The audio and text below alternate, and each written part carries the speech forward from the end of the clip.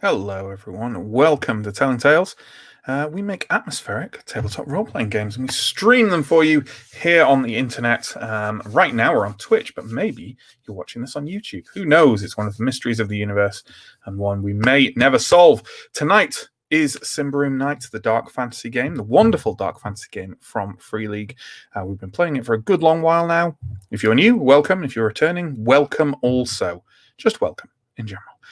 Before I start going into promo stuff, as usual, let's start by saying hi to our stream manager, John, who, as ever, will be tinkering away behind the scenes with art and cams and chats and rules checkups and all that stuff. Hi, John.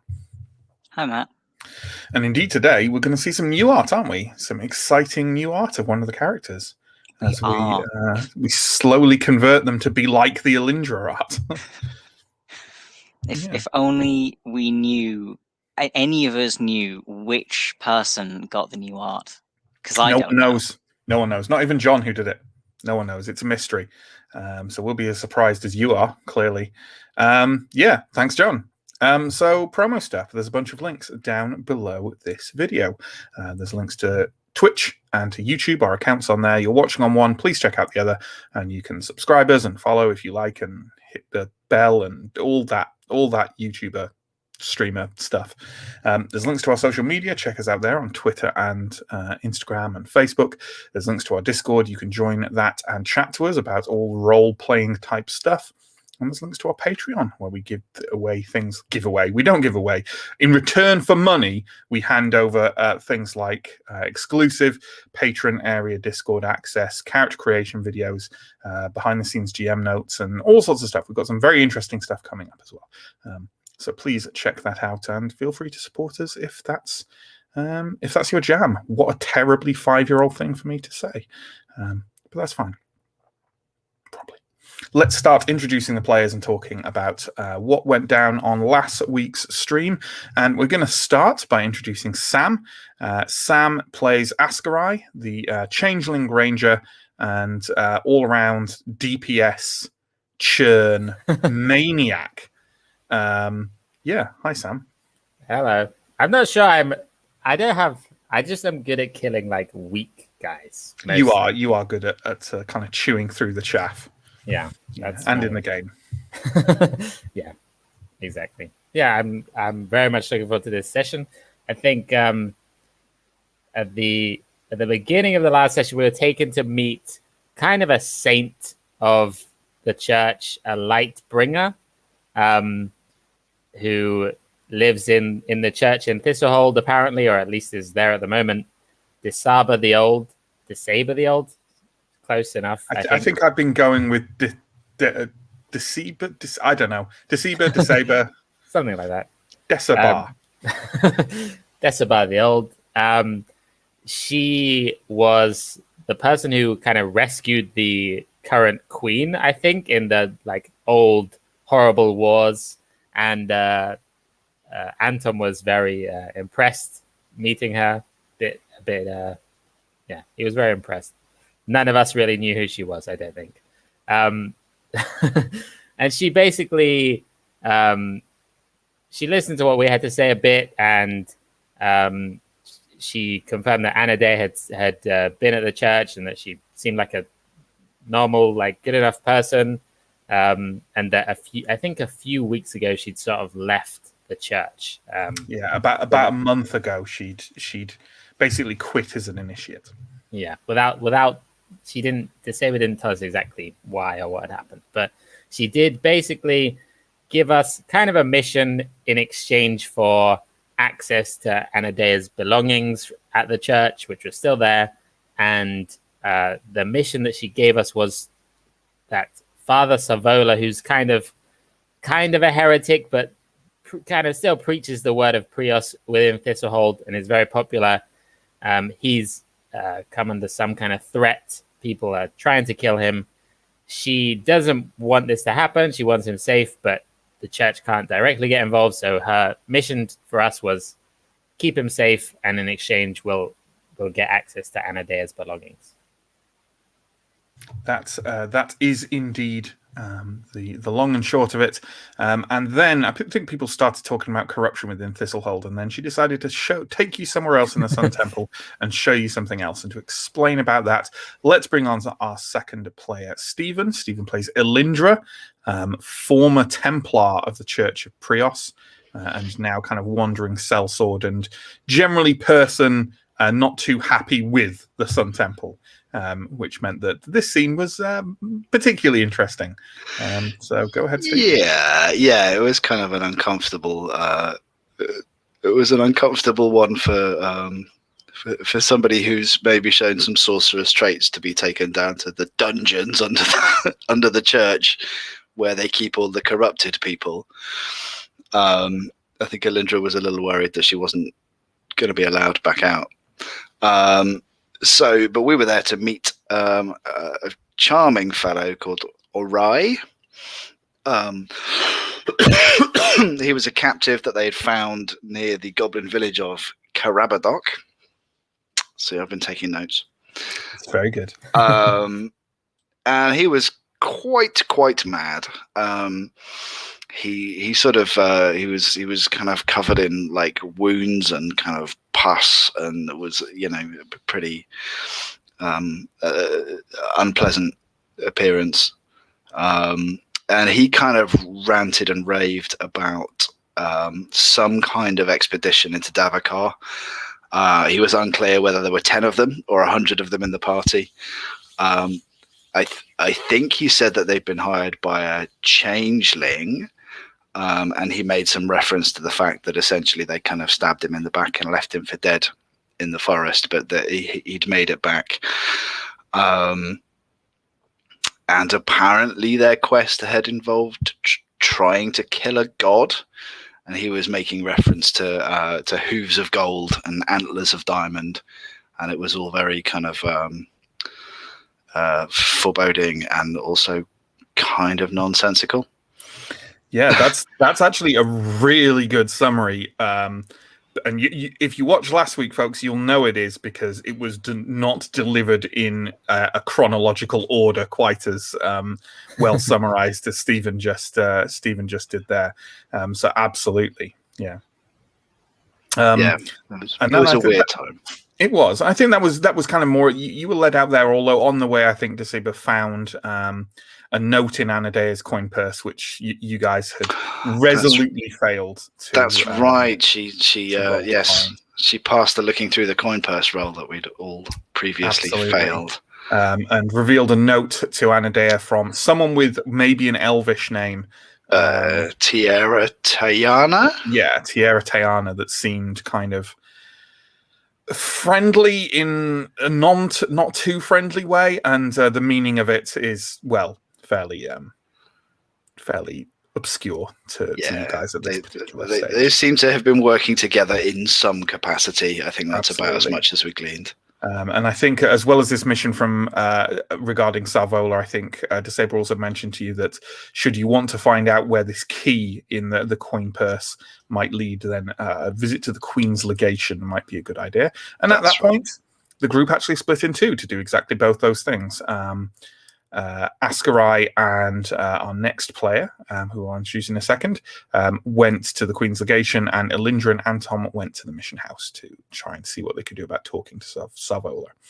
And speaking of that third player, hey, it's our new Art. Wonderful. Let's bring on Chris. He plays Steo. You are Art, the grumpy former city guard and now adventurer. Look at that lovely new art from John. Wonderful stuff. There is Steo with his trusty spear. Chris, why don't you tell us what went down at the Queen's legation? So we went over there. I suppose it's difficult to fit a key to a lock. So we kind of went in on a fool's errand. We went down to the archives and we discussed with them, and there were some not bribes, very specifically donations exchanged, and we were told that basically they could probably help us find the key to the lock, but we would need to go through the legate, and that would require some political finagling which has been set in motion, but which was not going to happen this day. But while we were down here, we thought about checking up on using our time and checking up on Anadea, because you can. It's basically like a ye olde Google. So we found we asked them if we can find any person with the name of Anadea, and can we learn a bit more about their history. So yeah, they charged us a thaler, and off we went. Yeah, and assisted by the notary, you paid for that as well. So this notary Carasto is now heading into the archive with yourself and Ascarai to rummage about what you may or may not be able to find out about Anadea in the Thistlehold archive. So that's pretty good stuff. Meanwhile, the other half of the crew are having just as smooth and non-traumatic a time, obviously. Let's bring on our last player, Mike. Mike plays Anton, Theurg of Prios, all around holy man with slight faith issues, or at least where his faith is meeting the real world here on the fringes of Ambria. Why don't you tell us what happened at the mission house? Nothing much. We just stood in a queue. I think that was everything. So we were queuing up to meet Father Savola. In the queue, we were approached by a weird child who presented us with a stick, a twig, I think. He seemed quite proud of. But I don't think we got his name in that meeting. I don't think you did. But you have seen him with Savola before, and he returned after talking to you to sit back next to Savola. Yes, yeah, very much like a follower of Father Savola, or a protege, perhaps. We just don't know. And sort of pretty soon after that, we saw a couple of people making their way through the crowds towards Father Savola.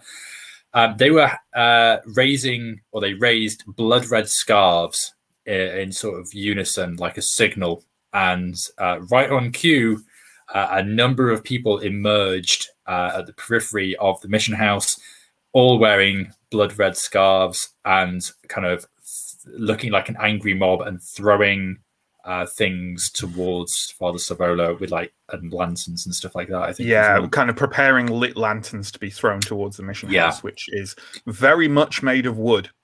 So that's exciting times. The only other thing I would mention, lest it be forgotten in the shuffle, is that shortly before the two individuals you saw who threw the signal up, the city guard patrol that is always near the mission house precisely to deal with this kind of trouble wandered off, left their post. Correct. That's good stuff. So what we have, and let's start then. We can shuffle Sam and Chris off screen. Thank you, John. And we're going to start up at the mission house here. And what we're going to do is essentially what happens now. Obviously, it's up to you whether it's a combat or not, I suppose. You're not being charged or anything. But these individuals, these fanatics, are making their way through the crowd to a position where they can throw lanterns. You probably can't entirely see how many there are of them right now, but there's definitely you think there's over 10 of them. The two who actually gave the signal have kind of vanished and nowhere to be seen. And now, as I say, there's these fanatics coming through the crowd, shouting slogans. Slogans. I think I said death to the Dark Lord Savola and heretics will burn. What are we doing off the back of this? So I think at the moment that you ended the session last time, I was poised to run towards Savola to essentially try to tackle him or pick him up in some way, and do my best to get him out of there. Yeah, I don't think there's time to warn him. I don't think there's time to stop any of this happening. So I want to make a beeline for him. Sure. Well, regardless or not of whether it's combat, I think we need initiative order at the least, given the pressure of it. So, John, can you give us initiative order, please, for Antum and Alindra and Fanatics, and throw NPCs in at the end there as well, please. Thank you. Oh, yeah, you did get the name of the child. It's Aluin. Good stuff. Elindra, you are first up, as that would suggest. Now, there's quite a lot of panic breaking out, and the queue of people you are in is kind of, looking around and scattering around. There's also a clustering of some individuals towards Father Sarvola, like mainly the people who are kind of maintaining the line, handing out food and drink and stuff like that, are kind of throwing themselves around him to try and shield him from people kind of, rushing him or anything like that. So it's not an easy matter to dash over to him at all. I would say we're going to have a movement action to get through the scattering crowd of people. Sure. And to do that, you can't really force your way through because there's a lot of people moving around. So I would say what we need for that is a quick roll. Okie dokie. In order to try and make your way through the crowd towards the mass of people around Sarvola. Okay, quick. I need a 13. Oh, no. First roll of the night is a 20. You know what I'm going to say for that? I'm going to say that in the course of making your way forward, maybe someone else stumbles and then someone else stumbles and you find yourself tripped. You don't even know what or who did it. And you find yourself kind of sprawling forward on the kind of rough, it's kind of a rough paving stone floor of the auction house. And there's not enough people scattered around that you're in danger of being trampled. But you have, you've fallen over. And I think you do have 2 movement actions, right? So basically getting back up is either 2 actions, or you can roll quick to try and do it in 1 action.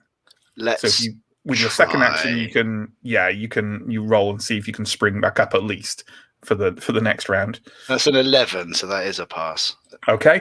So you scramble back up to your feet. You're still some way from Sarvola. And Anton is kind of behind you, maybe even lost sight of you now. And there's just people running, and you hear screaming, you hear yelling, you hear the fanatics with their, deathly cries of burning the place to the ground. It's generally a mess. Cool. Those fanatics. So I need to make, not some rolls. Basically, obviously, there's still some way from being able to throw their things. But I will admit, obviously, this is a scene where it's can you stop them doing it? Meant for more than two people, really. But you still could try. It's up to you. But they are basically making their way through the crowd with their lit lanterns. We chose to split the party. This is on us. Absolutely. At the moment you did it, I was like, "Ooh, that's interesting." So, Anton, what are you choosing to do? Well, I think that my original plan would have been to just see if there was a sort of a ringleader, someone sort of shouting orders or directing the fanatics. But I think I would have also, as panic ensued, I think I also would have looked around to see what Elindra is doing, and maybe when I look around and Elindra isn't there, I would sort of focus my attention on just trying to find her. And I guess, if I could look for her or help Elindra up, if I do find her, that would be good. Elindra's already up, but you can go ahead and give me a vigilant roll. Let's do that then. 18, starting strong. Yeah, you cannot find Elindra in the mass of people running around, and really all you're aware of now is obviously you know how to, because the mission house I think I described before has almost a wall that isn't there, which is where the crowd gathers and stuff. So you can head out of the mission house. You can head. You're aware of the direction Elindra went, so you can head in that direction if you want, which is the direction Sarvola is. And really, those are kind of, if you're going to move, those are your only 2 options: to try and get out of the mission house or try and head off in the direction Elindra went. I'm definitely moving towards Sarvola and away from the mob because I'm wearing my priest robes and they might think that I'm, a supporter of Father Sarvola. So, if anything, your priest robes would indicate that you're not. Well, I don't. Yeah, there I are guess definitely no other people here wearing Okay. Even Sarvola does not wear Sun Temple robes. Oh, okay. I thought like the standard sort of priest outfit would be pretty similar. What for Sarvola? Yeah, well, just I've got a priestly robe basically. Like I don't think there's any markings on them, right? He's a heretic. There's sure, yeah, but he's a preacher, isn't he? For the sun god. So I don't know.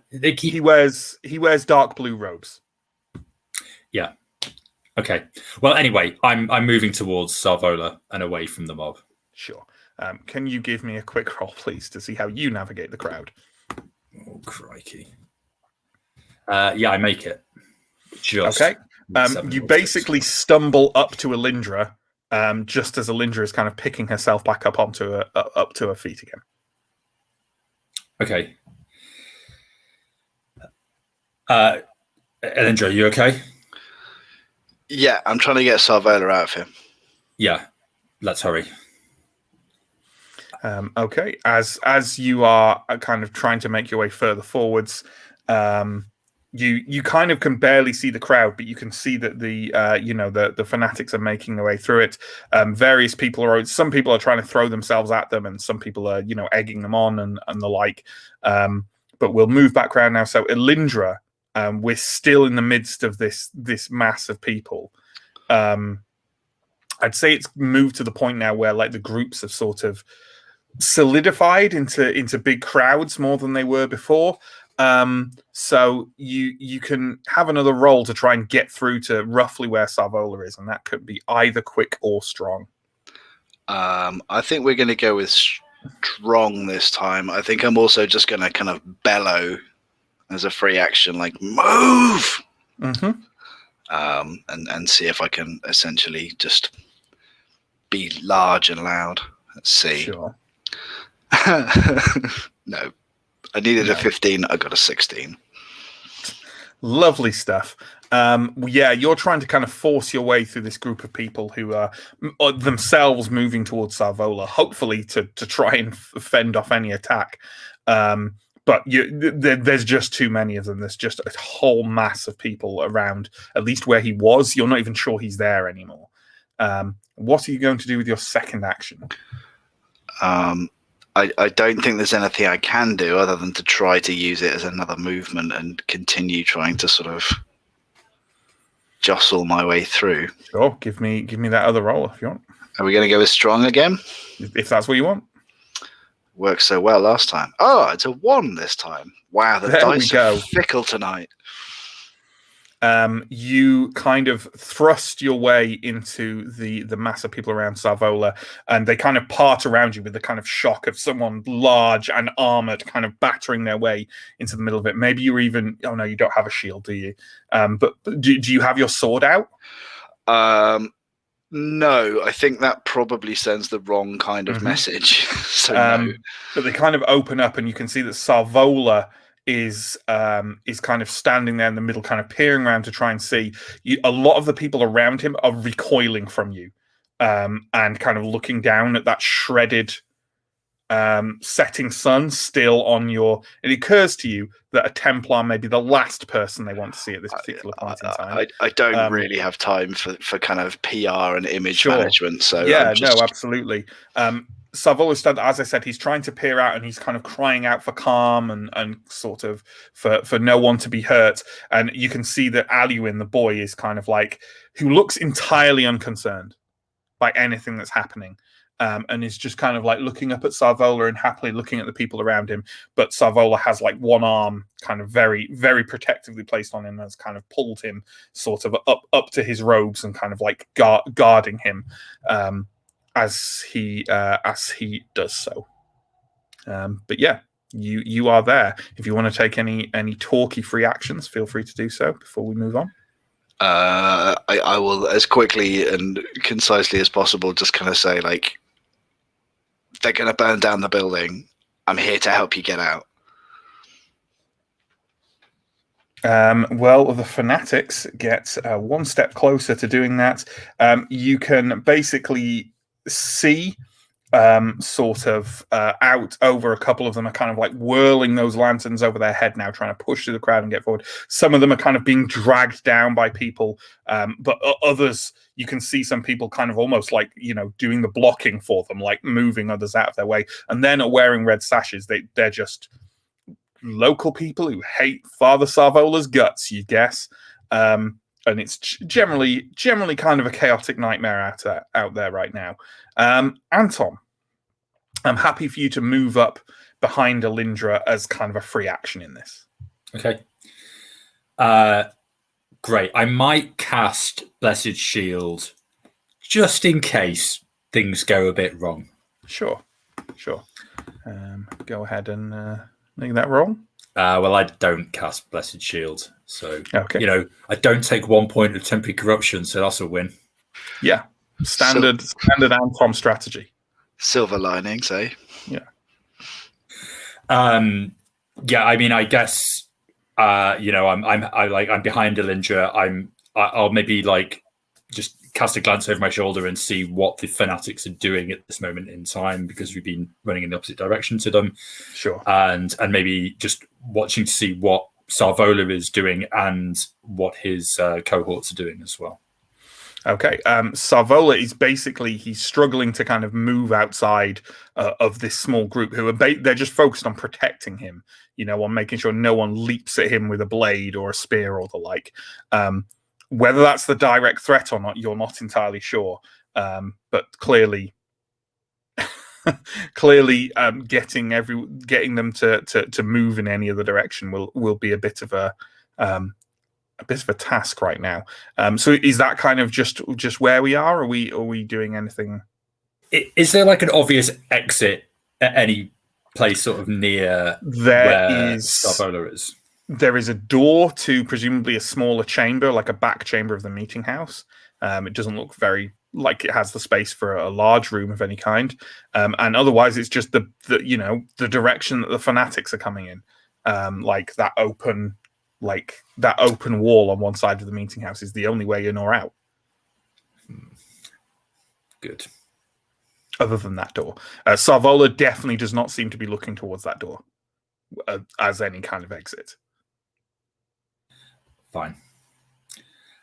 I'll maybe to use this opportunity to turn to face the fanatics, and at that point I might put my hand on my flail while we're sort of waiting to see what happens. Sure.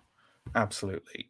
So we will roll round it, and the chaos is basically as I've described it to this point, and we'll move back round to Alindra again. Alindra, what are you doing?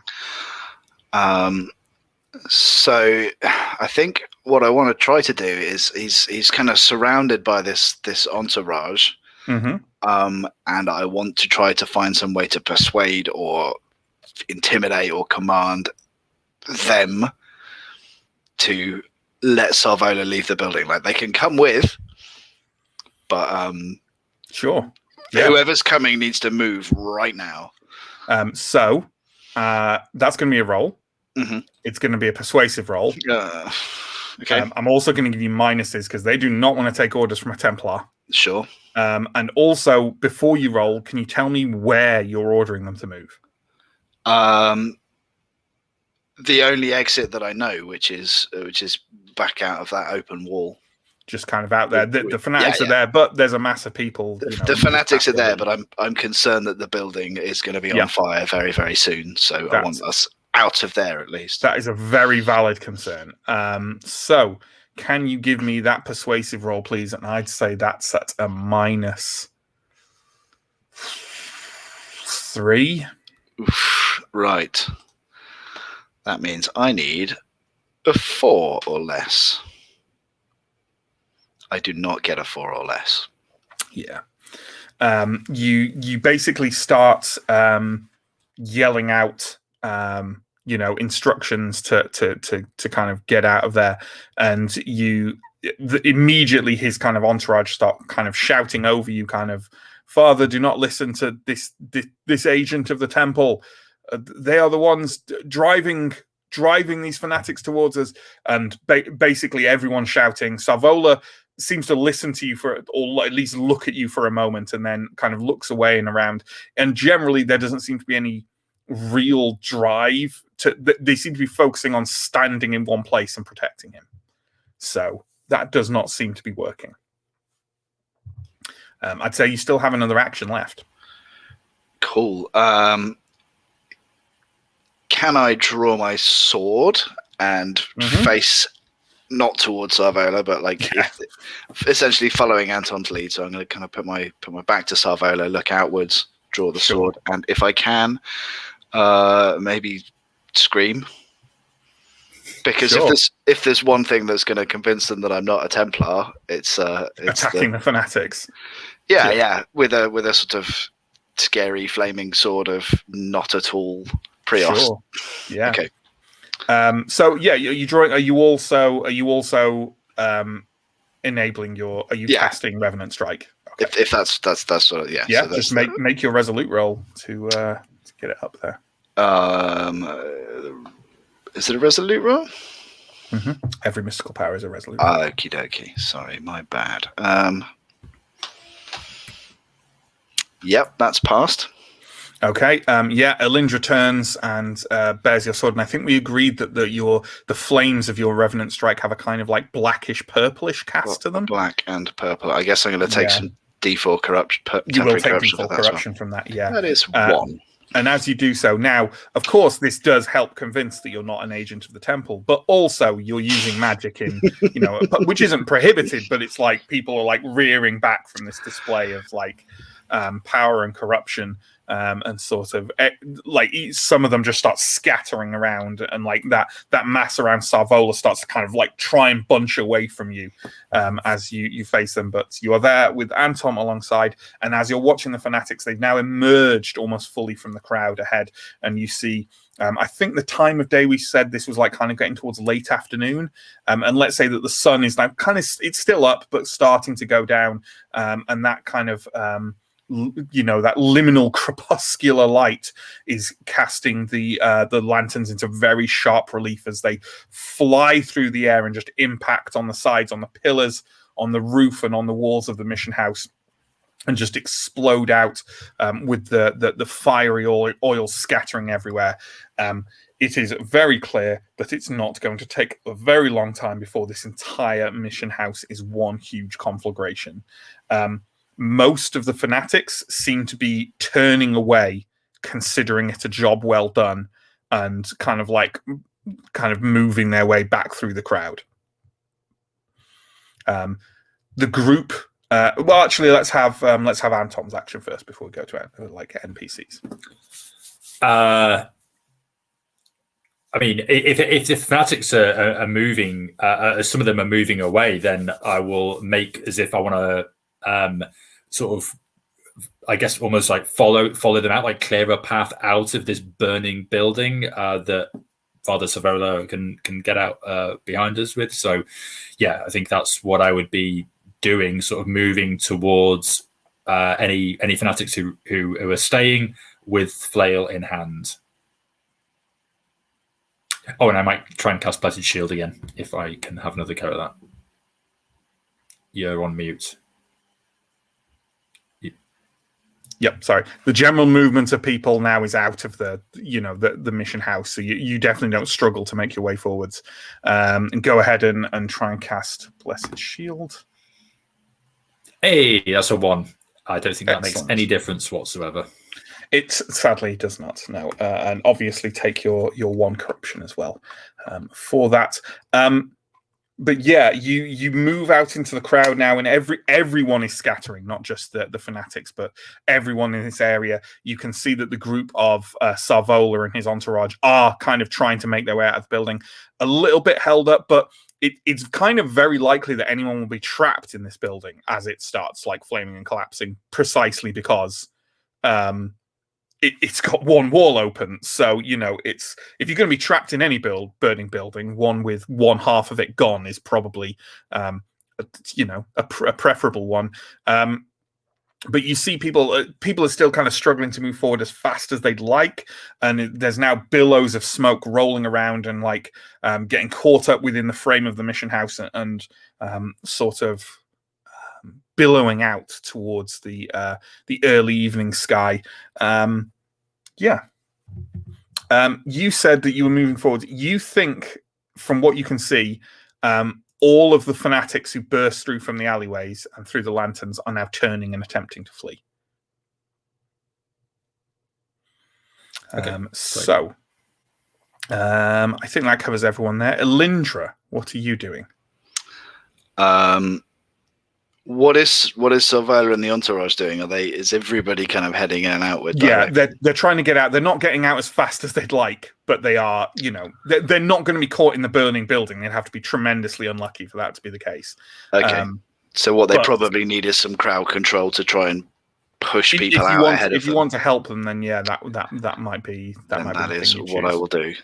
I'm holding some kind of unholy burning sword, and shouting a lot, and hopefully that will, help. Well, do you want to give me a persuasion? I think that's very good. Do you want to give me a persuasive roll at +4? +4. Yeah, I need 11.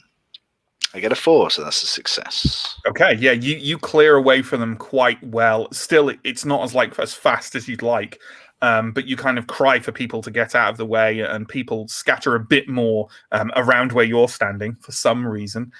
Maybe it's the purple flaming sword.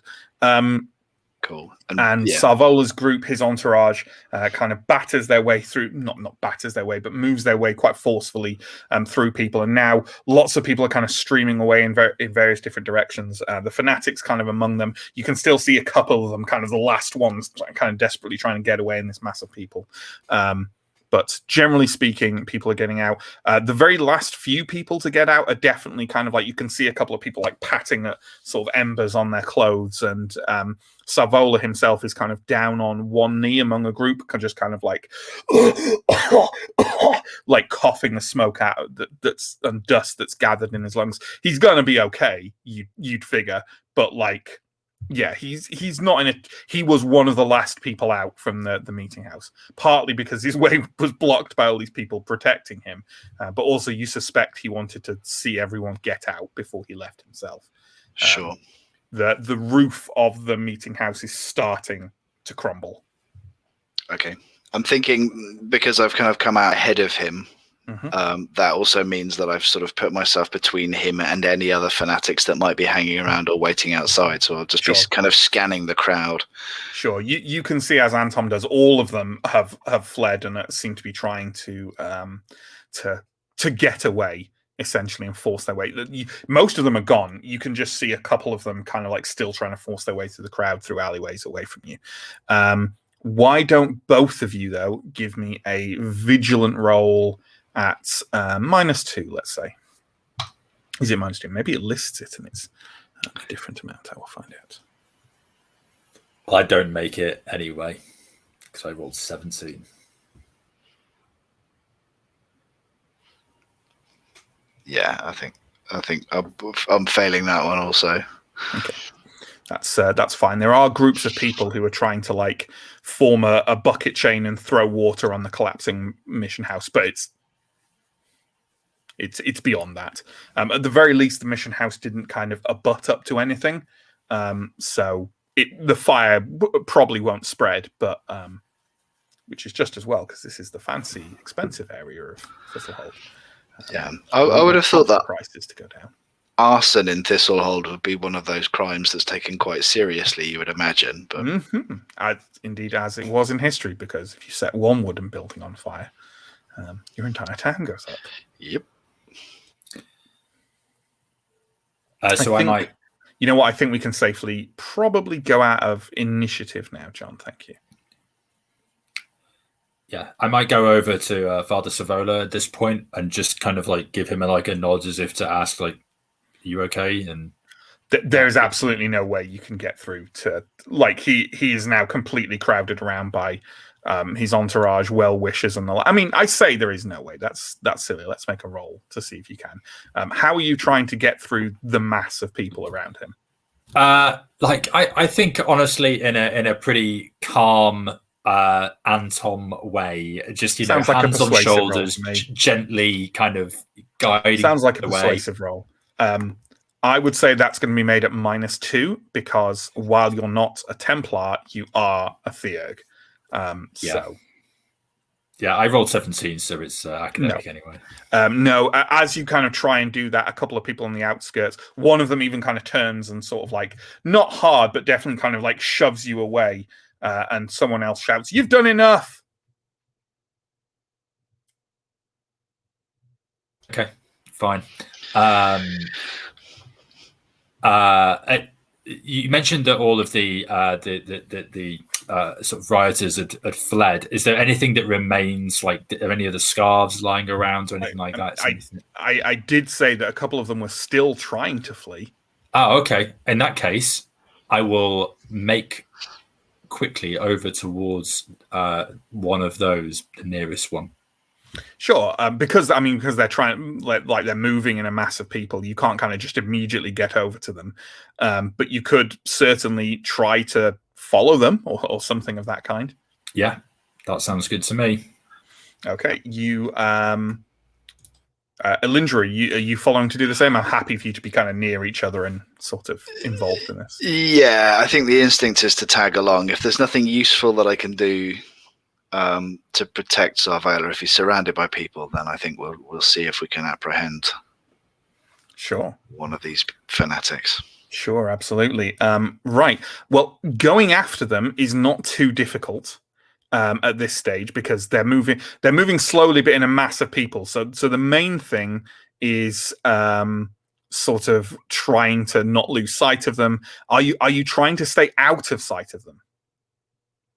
Like, are you just going after them, or are you trying to go after them and also have them not notice you do so? I mean, if they're trying to move away, I presume that they have their backs to us anyway. But I mean, they do, but like, people still look over their shoulder and stuff. So. Sure. Especially when they've just set a house on fire. Yeah. I guess I don't want them to know that we're chasing after them until we're sort of close enough to try to take one of them down. Sure. Why don't you, for a start, if both of you can give me a quick roll to determine whether you lose sight of them in the crowd or not, as you start making your way through alleyways. Will I make it? Same. Nice. Yeah, both of you kind of maybe moving together, like you kind of locked your eyes on one of them, like what looks to be a skinny young man, kind of like desperately trying to force his way through the crowd.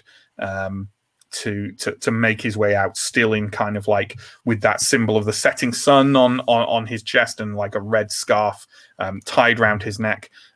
Can you give me, please, if you want to not be seen, can you make me a discreet roll, which will have some kind of modifier on it? Let me just check. A modifier. Oh, no modifier, in fact. I can fail a discreet roll for sure. Sure. Yeah, I failed a discreet roll. Okay. Yeah, as you're kind of like moving towards the guy and making your way through the crowd, he glances over his shoulder and clearly clocks that you are both looking at him and kind of trying to make your way through the crowd towards him. And he desperately just starts to kind of like wail away at the crowd. He gets like a sort of, it looks like a shillelagh or a kosh of some kind, and just starts to kind of batter away at people to try and get them out of the way. Not kind of killing anyone, but definitely knocking people aside with like cries of pain. Let's sort this, because I feel like this isn't like a case where you're trying to outrun the guy. You're trying to out-batter your way through the crowd towards this guy, or at least force them aside. So you know what, for this purpose, let's have both of you roll strong to try and make your way through this. Actually, strong or persuasive? I'll take strong. I think Anton will take persuasive. I will. I needed 15 or less, and I got 16. I got 2. Well done. Hey, I'm persuading the hell out of my way through that crowd. Anton, Elindra, there's just too many people and there's too much panic. People are starting to flow the other way now as their curiosity from people who weren't nearby, and now they're curious about the fire, and they're coming either to help or to gawk. But Anton, you have a lot more luck, maybe because you're a man of the cloth, and you can just put, oh, sorry, father, and so on and so forth, kind of ducking out of the way. And you find yourself sort of flush behind him. He hasn't noticed you've caught up to him, and he's just kind of shoving another young man out of the way to kind of like burst forward and run for it. And he doesn't really seem to know you're there. You're on mute.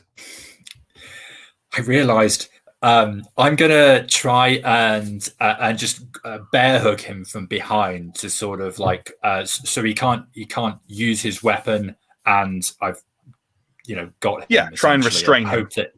And hope that Elindra is close by, because this might not go very well for me.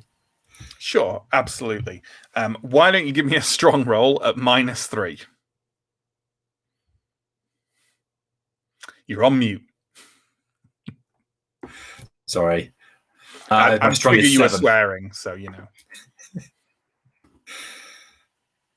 No. Rolled a 9. You kind of grasp onto him, and as soon as he feels like your arms kind of like trying around him to restrain him, he just kind of bursts out with them with the kind of the wiry strength of youth, and starts to try and scrabble forwards through the crowd. Elindra, you've probably spotted this happening because it's quite near you.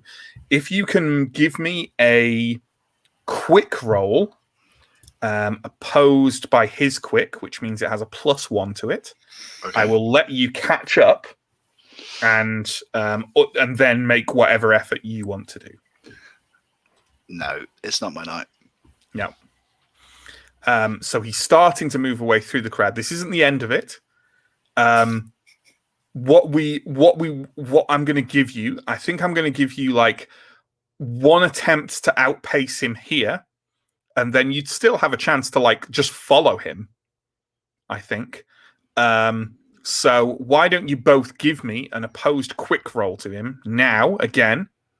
And that's a quick roll. So your quick roll at +1 to see if you can catch up as he kind of bursts away. You get one more chance to interact, and then I think he's off reasonably. I just squeaked through that one. Yeah, me too. Okay.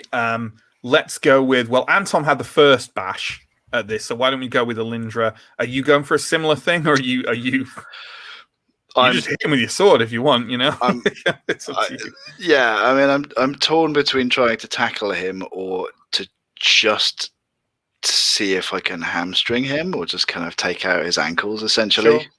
Yeah, like if you, I think it's a difficult thing to judge. I think if you like hit him and you like do enough to kill him or something, I'll just make a roll to see if you missed one or something like that. I guess it's a strong roll either way, right? So, possible. Yeah. Do you roll your sword hits with strong? I do. Yes, I've got. Right, two-handed force. Yeah, that's right. Right. Yeah. So, in which case, it is. Yeah. It's a strong. Well, it depends if you're. There's different things opposing you. If you're trying to like tackle him, you're rolling against his strong. Whereas if you're trying to swing your sword against him, you're rolling against his defense. So, okay. I really don't want to kill this guy by accident. So, all things considered, I think I'm going to try and tackle him. Okay, that's a strong roll at -3 then, please. Oof. Yes, I get a 2. Right. Yeah. You kind of like maybe even. Do you think you just discard your sword at this stage, or do you think you might have sheathed it, or probably difficult to sheathe it in the crowd? To be fair, it's a good point. I don't think Elindra would discard the sword. So I think she's either, if she can't sheathe it, she's probably still holding on to it. Yeah, sure. But maybe she can, maybe kind of with the pommel or something. Yeah, you can turn it around and strike with that. Let's say you do that. In fact, you kind of barrel into him, and at the same time you strike the back of his head with the pommel, and he kind of tumbles to the floor with you on top of him, holding him down easily. He's not a big man, and he's just kind of writhing in place, sort of just wailing at the top of his lungs, "Heretic, help, heretic," and just like thrashing around underneath you, and achieving nothing. Okay. You've got him.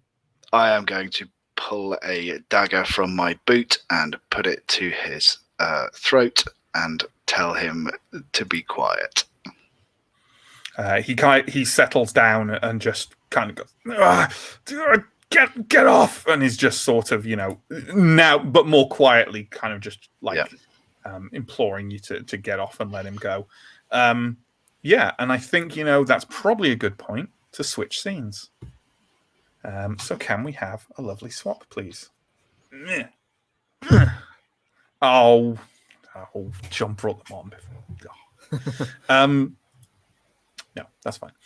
So now we have the real excitement, administrative work. Yes. So you are in the archives of the Queen's Legation, and you are searching around, and I think just for any kind of references or any notices or anything like that pertaining to Anadea. So let's describe them. I think we've already kind of described the building of the Queen's Legation. It's a grand 2-story building right outside the gates of Nightholme. And the archive itself is sort of part of it is on the ground floor near where you've walked in by a desk with the notary at it, and the rest is also in a kind of basement area. And the notary is kind of leading you all around and has kind of asked you what you want to look for, and is helping you and giving you thoughts and saying, well, if you want this, then you have to go down here. It seems to be stored in a rather arcane system. I'm not going to say, regardless, that Steo and Asker have heard of the Dewey Decimal System, but I don't think it's in that either. So the help of the notary is not inconsiderable. Having said that, what I want from you guys to be able to find something here would be now it tells me the plus I get to the roll, but it doesn't tell me what the roll is, but I would imagine it's cunning. But let me just look up a second to see if I've missed something out, friends. Either way, it's at a +1 for the notary's aid. So there is that. But let me just double check the book here, folks. Yes, it is. Oh, no, hang on. It's a cunning test if you have Lawmaster, but it's cunning -5 if you don't have Lawmaster. But you do have the +1, so it's cunning -4. Okay. We stood the party the wrong way, didn't we? It's starting to dawn on me. Yeah. Just a little bit. Only +1 for a Fowler's worth of assistance. I know, right? That's Rip off. Not great value. So +/-4. 10, 9, 8, 7. 7 or less. 2! Yeah! Nice. I did not make it. As you're sort of looking through all the documents that can be found there is a lot of material here. And it seems to be sort of semi-random in the importance of it. There's kind of accounts of kind of business dealings and land purchases and just odd notes that seem to be more or less gossip and various things around. And you're almost on the verge of kind of giving up on this. And the notary, is it Carasto, is sort of kind of looking around with you and kind of every now and then kind of shaking his head in sort of sympathy at your frustrations with this. And then after, I will say, how long is it going to take? It's going to take 2 hours. After 2 hours, you finally hit something. And it's cross-referenced with various other things because there's a few names mentioned in it. But you find yourself what appears to be a witness statement of an event that took place at the salons of Symbaroum. And it's freshly filed. It's only 8 days old. Oh, fantastic. Nice. Top notch. It's a witness statement from a brutal quarrel at the salons of Symbaroum. The name of the fortune hunter who gave the statement is Galetto, and his story is transcribed into a note, which John will bring up on screen. And it's also in the Discord. And Chris, you made the successful roll, and I know it's a long one, but do you want to read that out for us, please, friend? Absolutely, certainly. Let me load Discord because I cannot read. Yeah, it's difficult on the screen. It's probably a bit better for you guys if you're watching full. Oh, look at that from John. Look at that fine work from John. But still, you can probably still get it bigger on your own system, Chris. Yeah. It has yet to pop up. It's on my. I posted it in. Oh no, I didn't. I posted the ones you had already. That's me being an idiot. Give me a second. There. If you make StreamYard full screen, you might be able to get it. Yeah. It's quite. I've just posted it in the Discord now, Chris. I got it. Are we sitting comfortably? Then I shall begin. On the evening of the 24th day of the second month, 21 years after the victory, a brawl occurred at the salons of Symbaroum. When the brave guards of the town watch arrived to avert the quarrel, it had spread to 3 floors and involved about 100 souls. That's a good one. When asked why they were fighting, the combatants gave diverse answers, but most named intoxication or the heart's delight as the foremost reason. However, a witness named Galetto, fortune hunter by trade, knows what actually caused the turmoil. With his own eyes, he saw 2 young priests involved in a violent altercation. They called each other Adea and Arkel. Anadea and Arkel. And the dispute seemed to be about the forest of Davakar. More exactly about whether or not the Church of Prios had adopted the correct standpoint regarding the nature of the woods. The witness is, due to his own inebriation, unsure about who of the 2 championed which viewpoint, but smears from one of them at one point clearly yelled death to the first father. Oh my God, Jezbagel? Jezebel, you know who that is. He's the first father of the Church of Prios. Okay. The priests never brawled, but their argument became so heated that the woman, flailing her arms, happened to hit a drinking jar stood on their table. The jar hit a large barbarian woman in the neck, at which point she spun around and face flapped. I think it's meant to be face slapped, but yeah, face flapped. That's fine. Face flapped a totally innocent youngster whose friends were quick to accept the invitation to dance. The woman Adea and the man Arkel sneaked out of their booth as the brawl attracted more and more to clench their fists. So it was that the forest of Davakar on the evening of the 24th caused Queen Corinthia, oh my God, subjects unnecessary pain and honest businessmen economical loss, like so many times before in that darn bar. Absolutely. It's a fairly average description of frequent nights at the Salons of Symbaroum, as you well know. But yeah, Anadea, a young priest. Sounds familiar. Yeah. Sounds like you need to find this Arkel, perhaps. And it's also given you 2 new names. It's given you Arkel, but it's also given you Galetto, the one who saw this. And in your experience as a city guard, Chris, witness statements often leave out things. But maybe not, and even not, it's given you the name of Arkel. So, oh God, I hope he isn't a regular. I refuse to go to the Sounds of Symbaroum. Okay, that's 2 names. I'm not sure it's worth 2 thaler, but it's better than nothing. Yeah, something for us to go on. Better than nothing. It is, precisely. And hopefully we can get this business cleaned up with the legate and find the door to our key. But I think, thank you very much for your assistance. Name of the agent who I've forgotten again. Calestro? Something? Yes, something it was, like wasn't it, Calestro? Yes, so I will thank Calestro very much for his assistance, and I suppose we'll head back out. Yeah. Oh, Matt's mouse has died. He's Once permanently again, muted. refuses to purchase a wired mouse like a normal human.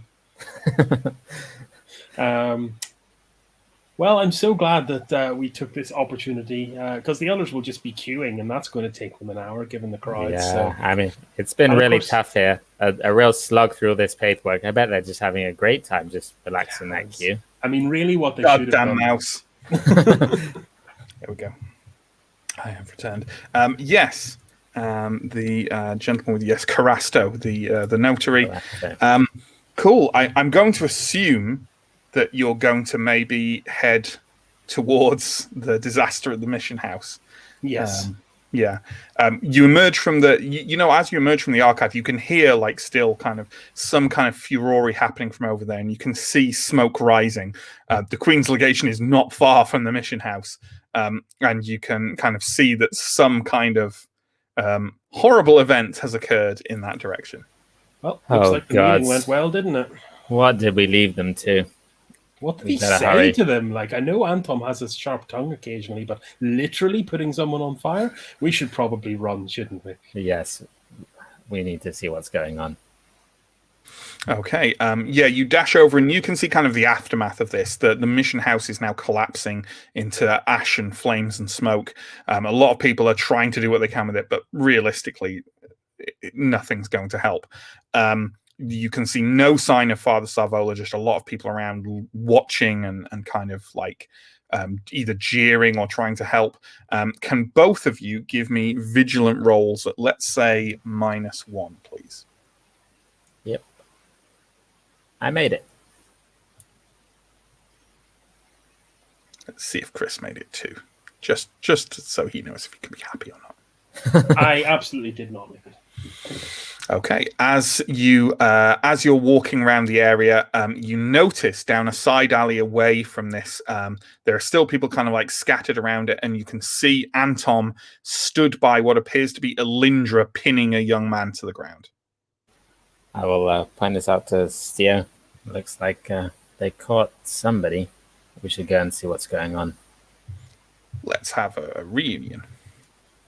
Have any guards turned up again yet? No, not yet. But there seems to be a kind of general hue and cry going on. So, yeah.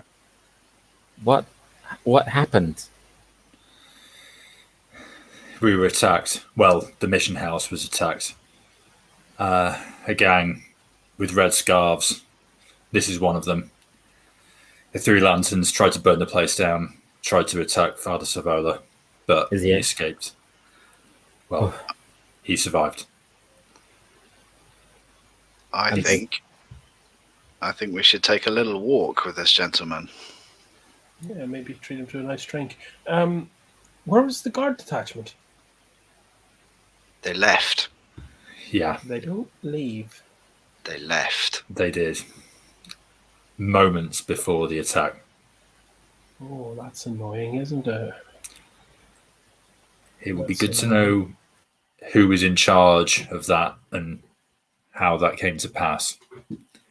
Yeah, that smells like a rat. Did everybody make it out? I think so. But the meeting house is, you can see, it's gone. Did you manage to speak to Sarvola? Not really. Too many people. Well, I suppose that is a conversation we should not be having in front of this waif. I would like to be asking him the questions, I think. But maybe somewhere not on a main street? Let's go for a walk, shall we? He's still sort of like writhing and sort of, saying, accusing you of being heretics and false, kind of, and all that kind of thing. But he's definitely calmed down a bit. Cool. I'm gonna, like, he's still got my knife to his throat. Like, I'm gonna remove the kosh from him and probably kind of stand him up and sort of knife in the small of the back, and see if we can sort of negotiate him through the crowd to somewhere quieter. Sure. Anyone who wants to kind of find something a bit quieter, a bit of a place where you can talk to him, give me a cunning roll, please. Yeah, I make it. Ooh, Steo, definitely. You know what? I'm going to say that, like, those of you who are generally aware know that, like, quite nearby to this place, a little bit away from where the fancier buildings are, is a little kind of warren of alleyways. And, Steo knows exactly where to take someone in that warren of alleyways to have a quiet word. He was one of the city guard, after all. And you find yourself kind of negotiating this young man through there, still kind of spitting invective about Sarvola, until you find yourself in like quite a calm little like back alley courtyard, where all the buildings like have very few windows facing out onto it. When you go into it, there's like one woman kind of hanging out some clothes on a clothing line strung across, and as she sees you come into the alleyway, she just kind of like quickly throws the last couple on and then scuttles off down an alleyway with her basket. Now then, I suppose, Anton, you should probably, as this is a man of your own faith and convictions, quite fervently it would seem, maybe just let him know that his survival off the back of this conversation is pretty optional to me. He puts torch to Thistlehold. I'm happy to take his blood. Yeah, I'll turn to the guy and just say, well, you heard that. What you say now is quite important. Why don't you, please, Anton, give me a persuasive roll and it's modified by his resolute, which unfortunately for you is 15. So it's at a -5. But you know what? I'm going to reduce that to -4 because I think what Steo said was quite intimidating. I actually make it either way because nice. So, yeah. Nice. I'm presuming that I still have him kind of pinned against a wall with a kind of dagger in his face as well, which helps. Yeah. You would imagine. He sort of is looking around and sees, none of his fellow fanatics there to help him or protect him, and you see his eyes kind of linger on your robe, and he seems a little confused for a second, and then you see the fight go out of him. He's quite young and presumably quite impressionable, and his shoulders kind of sag, and he kind of goes limp against the wall that Alindra is holding him against, and just said, We're just doing what needs to be done. We're the Sellswords of the sun, sworn to fight the darkness, however it appears. No, you see the ones. His words are bold, but he's kind of wriggling against Alindra's pinning him against this stone wall.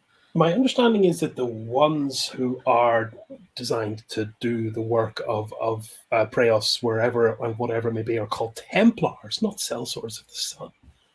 Sounds like you're on the make, young man. The Templars of Thistlehold, they're not bold enough to do what needs to be done. Okay. So we know why you're here. Who are you? How many in your ranks? Who is your leader? We are somewhat. Oh, it's a black cloak. There are 12 of us, and him. He grew tired of the lack of action and wanted to set up a group willing to do what others would not. He's making these. I'm assuming, Alindra, you're not kind of you're still kind of pressing him against the wall, and he's kind of writhing. But if you're kind of letting him go a bit for being a good lad and telling you that, right. He's not going anywhere. Okay. I will ask him is Black Cloak the name of the group, the name of a person, or a description? You know what Black Cloaks are. There's basically 3 arms of the church. Right. There's the clergy, and there's the Templars, and then there's the Black Cloaks, also known as the Twilight Friars. If you think of them as an inquisition, you're not far wrong. Understood. Okay, so they're from the church, essentially. Yes, they are. Although Black Cloaks don't always act. As this group, minus Alindra, well knows, Black Cloaks do not always act under direct order. Some of them are to a certain degree free agents. Got it. That's pretty wise words. So, young man, if on my travels I should see you consorting with this group again, I want you to know you're my first target. Is that abundantly clear?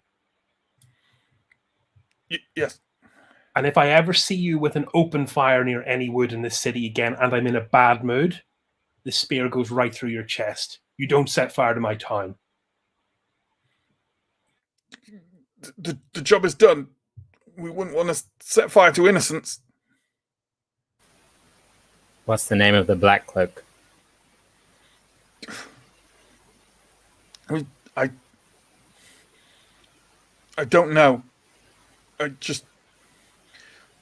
We have a powerful protector. They gave us access to a headquarters He's there. He's always there. And where is in the basement building in the northeastern district. I'll tell you where. Just let me go. I won't set anything else on fire.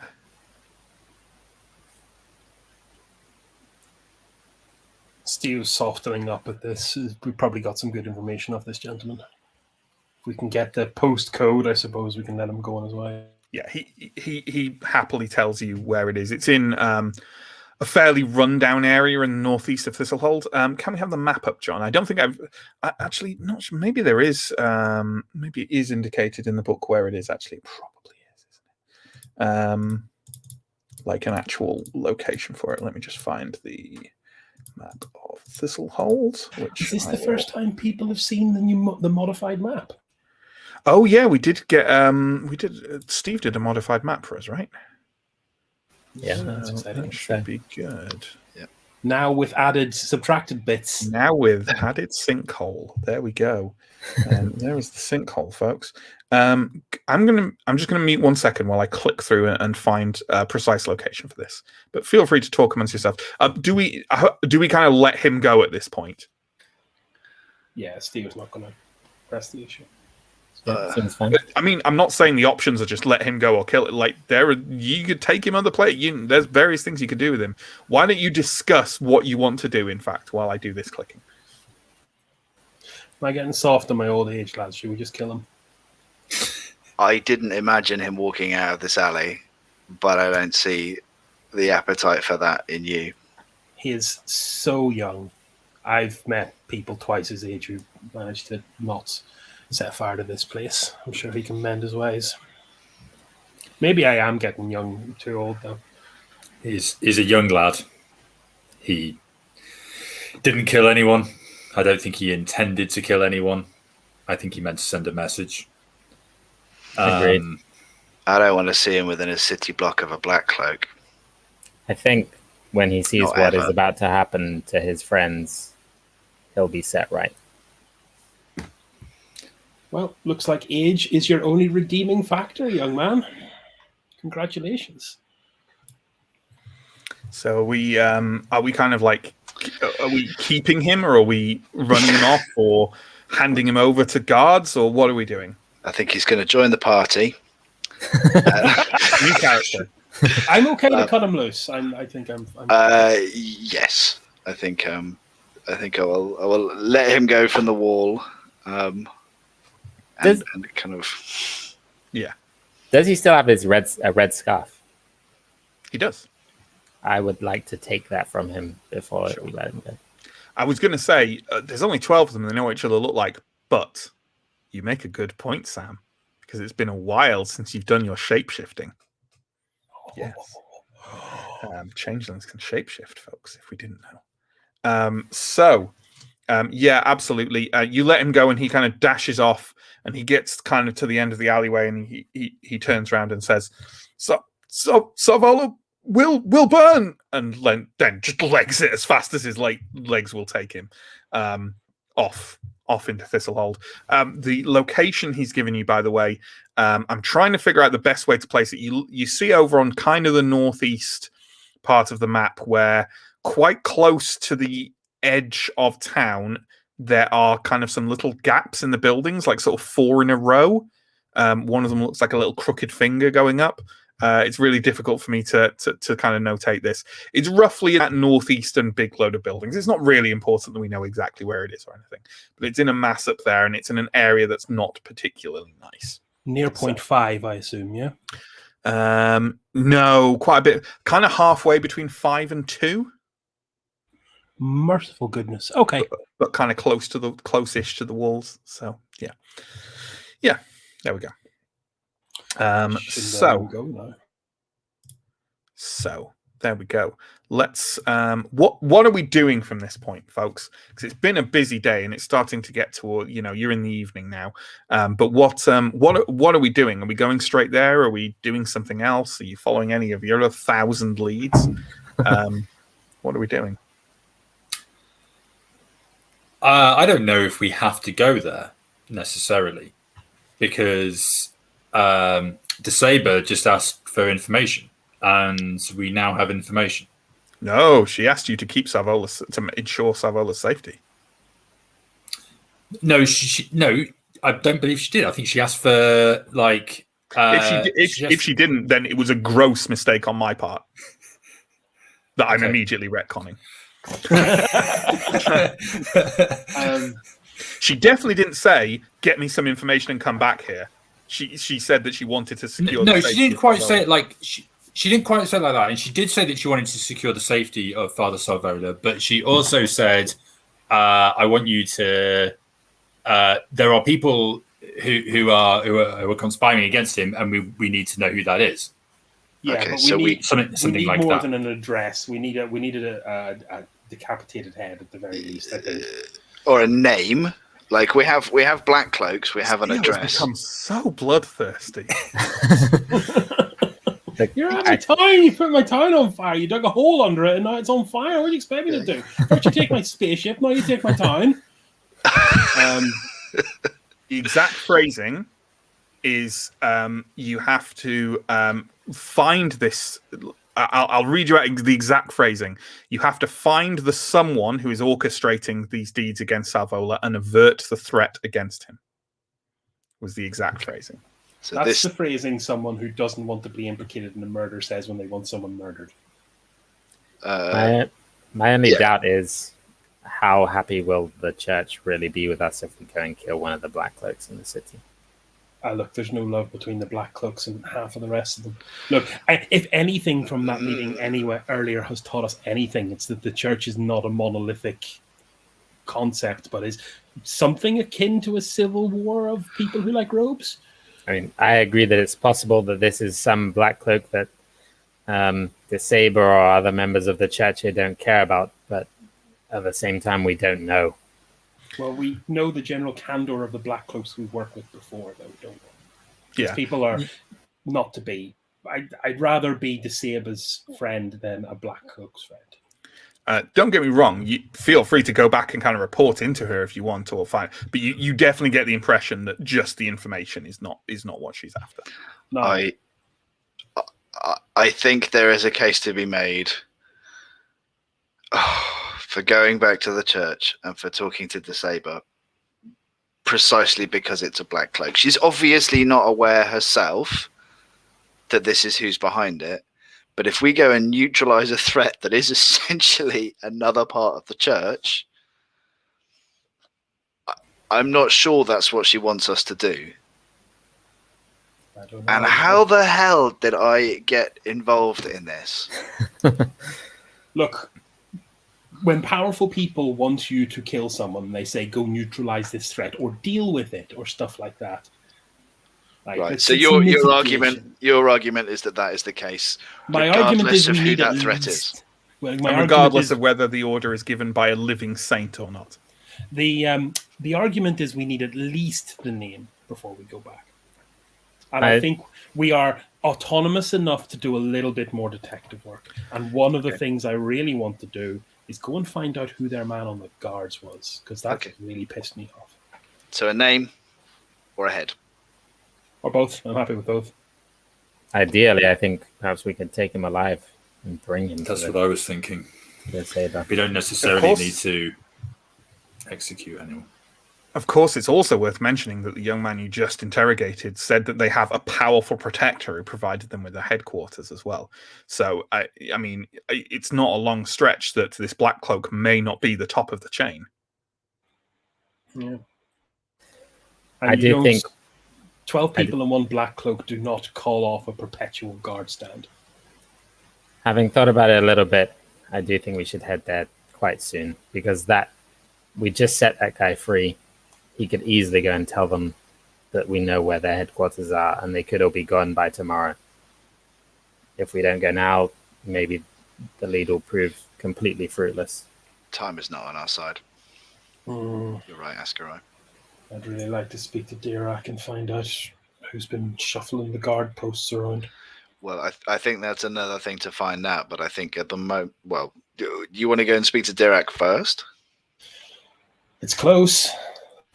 What if Dirac's under the Black Cloak's thumb? He's not the sort. Like, I think he'd take a bribe. We'd all take bribes, but he wouldn't take a bribe when someone was going to put a torch to this hold. Fire is real here. Can you send a message? I can go and see him tomorrow. I'm. This old man is getting befuddled. Askarai's right. If we're going to do detective work, let's do it quickly and quietly, and let's do it nowish. Yeah, I think it's definitely worth knowing who's got the town guard in their pocket and how.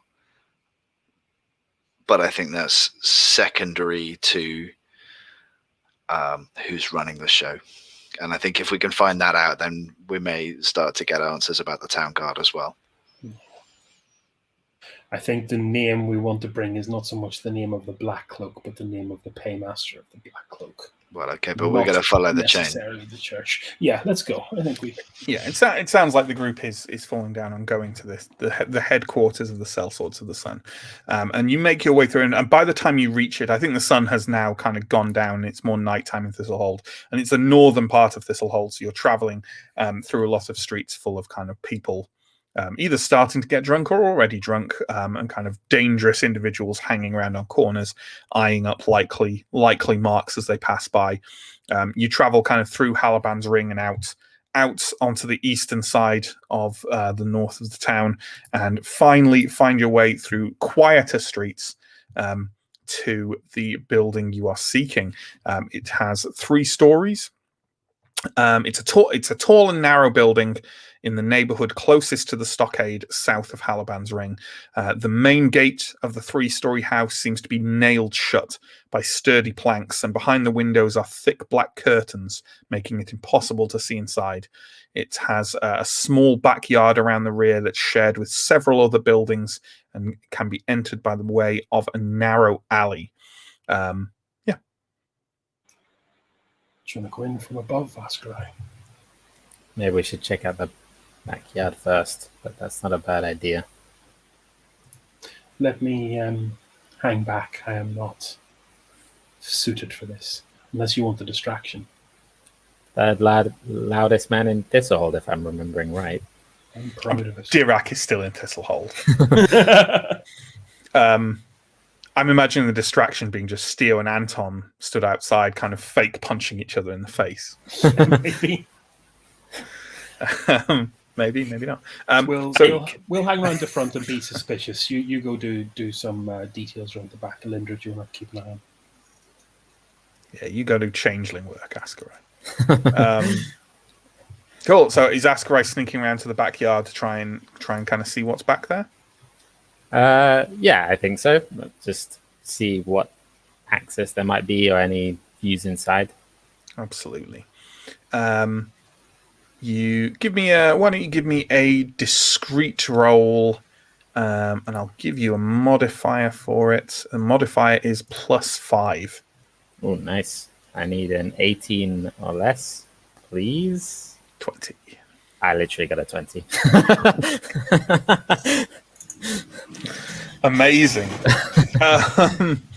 So as you round into this backyard area, you kind of batter into some sort of loose crates that have been left along the side of the darkened alleyway, and they sort of clatter around the flagstones, and you make quite a bit of noise. But you do emerge into that backyard, and from what you can see, you can't tell if anyone has kind of noticed the noise you've made particularly. But you can see that there is a steep set of stairs leading down to a cellar door and what appears to be kind of back kitchen entrance on the ground level as well, with a door that, unlike the front one, is not nailed shut with planks. So, yes. Okay, that's a good sign. Are the windows still like curtained over? Yes, they're all curtained over at the back here. Why doesn't everyone in the... Now, is it people in the front or people in the back? It's actually, yes, it's just people in the yard. Can you give me a vigilant check, please, Ascarai? Yep. Is this just flat? Mhm. I do make it. I got a 9. You notice, perhaps alerted by your by the noise you just made in the alley leading to this backyard, there is an individual, like a kind of man of late middle years, a little kind of portly and slightly looking the worse for wear, kind of wearing no top and just loose linen trousers. He's stood in a window up in a different building surrounding this yard, kind of like peering round the frame of the window that's kind of just ajar, and kind of like looking down, kind of scanning the yard for anyone. Okay. So is this like the other? Because this is already the back kind of this building. So I'm guessing it's like the building that backs onto this. Yeah, it's actually like almost like a little round yard that has like quite a few buildings, honestly, there. So he's clearly in a completely different building.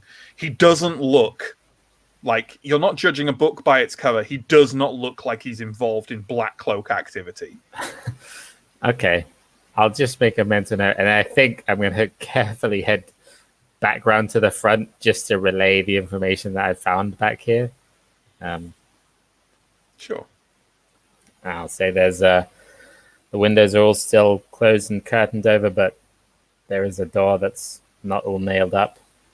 I don't think I was particularly stealthy, and there's a man looking into the backyard, but who knows if he's a lookout or not. I suspect he isn't.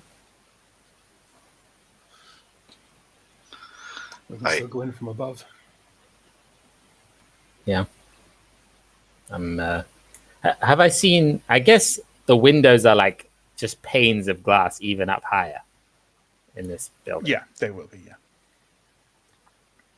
I think even from above, it would perhaps make some noise. I don't know what our plan is exactly. If we're going to go in and just deal with anyone inside. Loath though I am to admit it, we could figure out who owns this place. Right now? Like, we've already, Asker, I knocked over pretty much every barrel and thistle hold there. If we're going in, it's going to be 4 of us versus 12 of them. Potentially 11 of them, if that kid has any sense. Is that how we want to wind today down? Well, If we're doing something, we need to do it now. We stake the place out, see who enters, see who leaves. Rough area of town to be doing any kind of staking. But yeah. You hear like a voice from the backyard kind of echoing out, kind of going, someone out there? Are you getting up to that shady business again? I'll not have it. And if you're thieves, I'll not have that either. I'll call the watch. I think I will take this opportunity to march around in looking as guardly as possible and going, Sure. Oh, good evening, sir. Actually, we are kind of trying to look into the events in this area. What kind of shady business have you noticed? Oh, well. Funny we should hear you. That's providential. I was just patrolling around. That building there, it's changed hands recently, and there's all kinds of comings and goings. I don't like them at all. Used to be a respectable man lived there, and then now there's this fellow in the dark clothes and all these youngsters up to no good. Yeah, I think he's reeling slightly on his feet. You suspect he's at least slightly under the influence. Yeah, but his story matches everything else.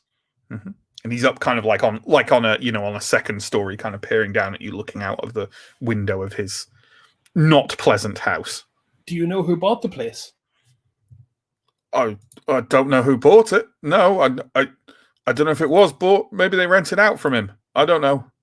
And the old guy who used to own it, where's he gone? What was his name? Oh, he still lives in town. Cargoy Salamas. The Cargoy Salamas. The Cargoy Salamas. I've no idea who Cargoy Salamas is, but I know if he's got a second name, he's important. Chris, you might. Oh, do you want me to why don't you give me a cunning roll, and you can take a +8 2. I do have contacts. And that is specific. And that is specifically the +2 is for Steo. What?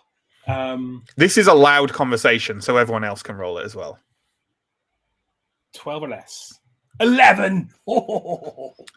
Kargoy Salamos is indeed a minor noble who is known to make his home in Thistlehold.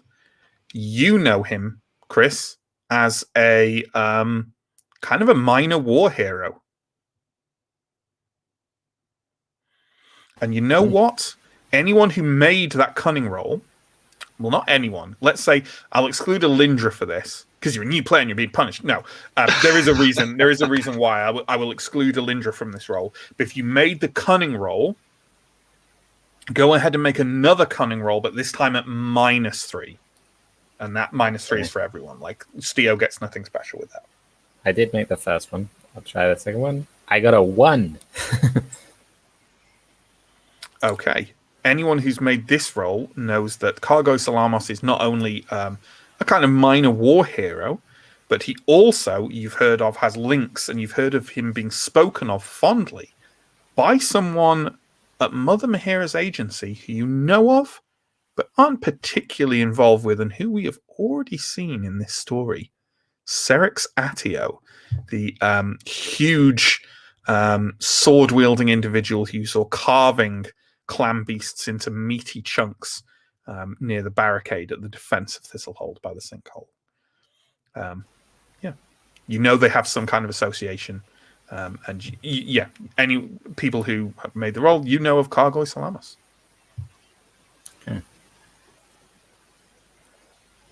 Okay, well, I think we'll go. Jeez, what does he drink these days? Thank you for that. I think I'll go and have a chat with Kargoy Salamos. You know where he does drink often? Don't. 2 birds with 1 stone. The Salons of Symbaroum. I hate it so much. He drinks around Toad Square, like anywhere around Toad Square. Okay, I think we'll back away and try and circle everyone up and kind of head away from where we're clearly being watched by 27 different people at this stage.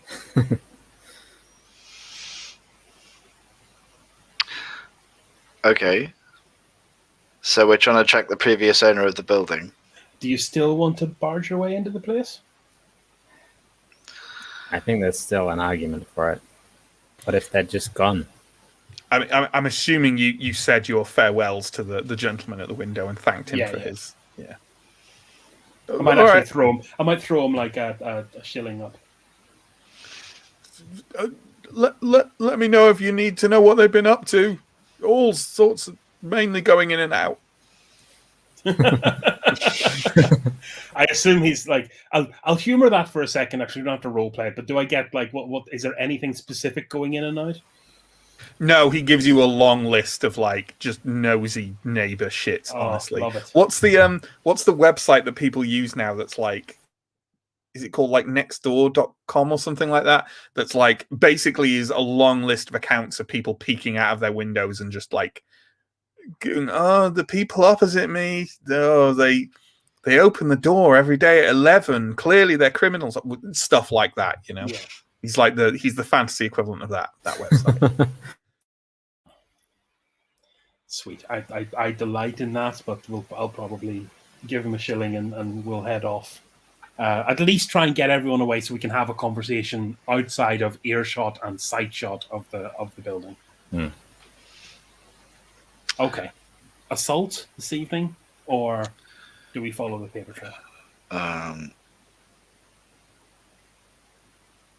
I guess we have no way of knowing whether in that basement, I think, is either everybody right now or nobody. And both of those things are not great outcomes. But even if there's nobody, there'll be something.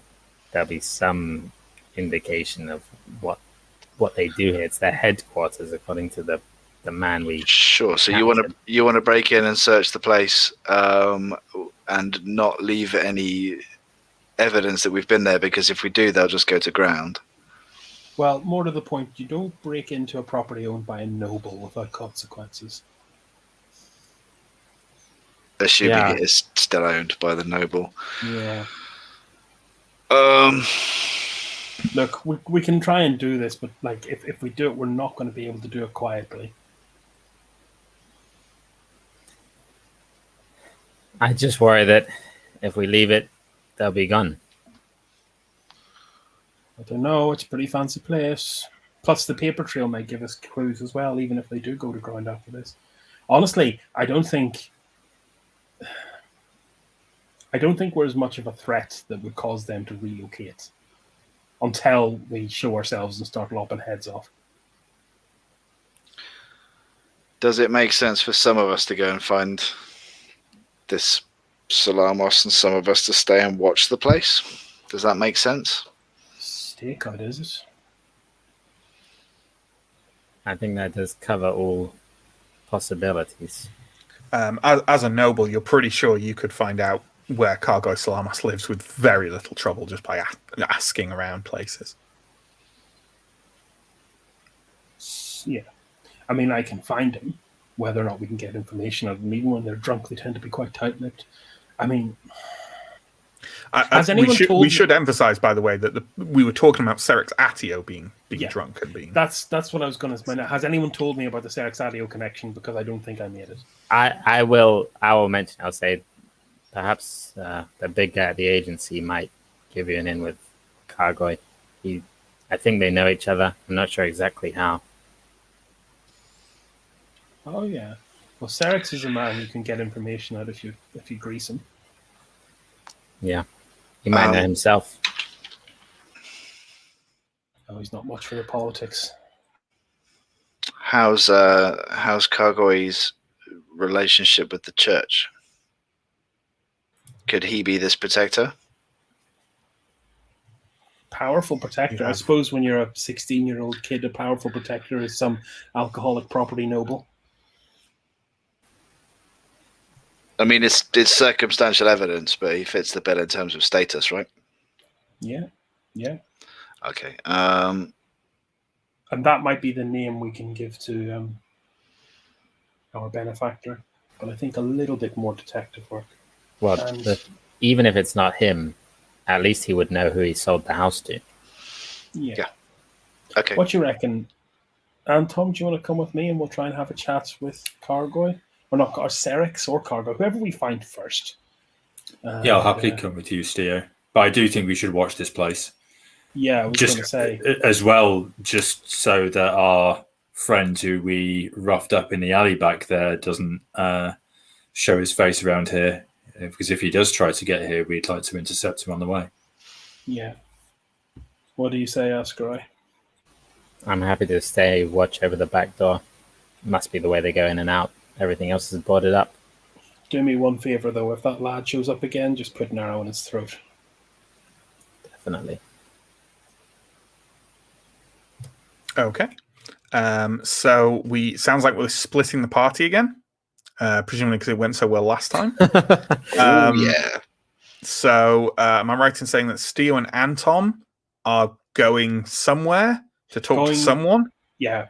Going to go and try and find Serix Atio, who's probably going, or at least go to the Toad Square pub circuit and see if we can grab a word with either one of these two nobles, or maybe we'll run into the other person. The Giletto, the Giletto, that's the one. Guy. Yeah, sure. And Alindra, are you staying with Ascarai and watching the place, or? Yeah, I think if we can find somewhere reasonably sort of discreet nearby, just to watch the entrance to this backyard, and just see if we can see who, if anyone, comes or goes. Yeah. Sure, absolutely. All right. Well then, let's make it more convenient for me by doing this, and then I can remember who's on what side. So. It sounds like the first action that's going to be taken is that Ascarai and Alindra have to roll discreet to see how well they secrete themselves watching the house. And you know what? I'm just after one person succeeding. That's all I'm after. So both of you can roll, and we'll see how you do. Success. There Failure. That is not the way round I was expecting. So yeah, you find yourself, it's quite easy to find a nearby. Again, like that yard has loads of alleyways kind of coming off it between each building, and you find yourself a fairly safe little place to lurk under an awning halfway down the alleyway. Yeah, and you can keep an eye on the back door of that house with very little issues. Awesome. In the meantime, and let's shuffle Askarai and Alindra off screen, please.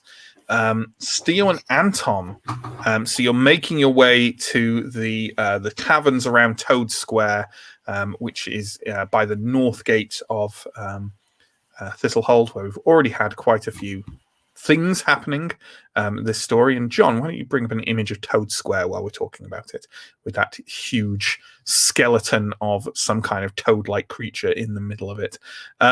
So are we just kind of generally checking around the taverns? Are we heading straight for the salons because that's where this Galetto guy might be likely to be found, or what are we doing? I think it's going to be... This isn't where the well is. The well's a different square. I had this confused Correct. before. Yeah. The well is in Antiques Plaza. Anton, I'm going to hold my nose and suggest we go to the salons first. What do you say? Well, is that where we think we're going to find Serexatio, though, or is that where we think Serexatio will be wherever they sell good booze. Fine. Okay. Yeah, happy to go there. Plus, I want to see if we can get a chat with this Galetto guy. Sure, absolutely. So why don't we? Let me just have a quick check of how many taverns and inns are near Toad Square according to this thing.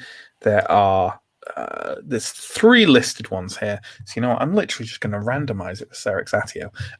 But yeah, you find yourselves in the Salons of Symbaroum, which I think, as I've described before, is kind of a large multi-story establishment where each floor serves kind of different needs. And you find yourself up on, I believe it's like maybe the second highest story, which is an expansive rolling drinking area with kind of a couple of bars set up and a great mass of people. And at this time of night, it's very loud and very sweaty and stinking. And full of all kinds of walks of life. Whereas the other floors are almost a bit more exclusive, as they are kind of almost little marketplaces and places where business deals happen. But here on this floor, it's where drinking happens and occasional brawling, as you're aware. So what are you doing? Are you looking around for Serex first? Or are you asking about Galetto because you don't know you don't know what he looks like? Well, I would hope that as we make our way through the kind of lower levels of the market stalls, I would be able to cast a glance on whatever full sets of armor, but this time not with desire, but with disdain. Closure. Now you have better gear now. Yeah. But yeah, we'll head up the stairs and I think Serex, I'm aware of Serex. I know what he's about, so I'll see if I can see him immediately. Sure, absolutely. Well, anyone who's doing that, feel free to roll vigilant, and you can take a +2 onto that, please. And John, can you line up the image of Serexatio that we have, please? Which is him carving a clan beast in half, I think. I didn't find Serexatio.